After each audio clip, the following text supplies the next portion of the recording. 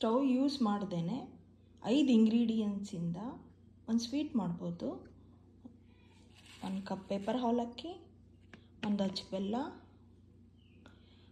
1 cup ಕಾಯಿ ಏಲಕ್ಕಿ, ಅರ್ಧ ಕಪ್ ಮಿಲ್ಕ್.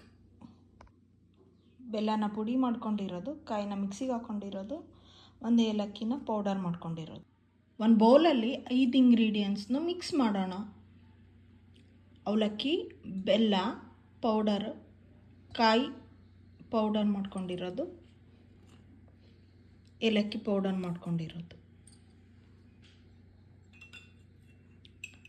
5 ಸ್ಪೂನು ಮಿಲ್ಕ್,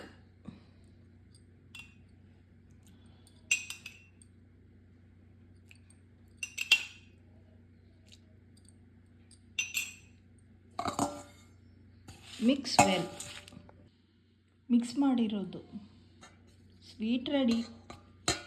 ಇದನ್ನು ಟ್ರೈ ಮಾಡಿ, ಟೇಸ್ಟ್ ಮಾಡಿ, ಲೈಕ್ ಮಾಡಿ, ಕಾಮೆಂಟ್ ಮಾಡಿ, ಪ್ಲೀಸ್ ಸಬ್ಸ್ಕ್ರೈಬ್ ಮಾಡಿ.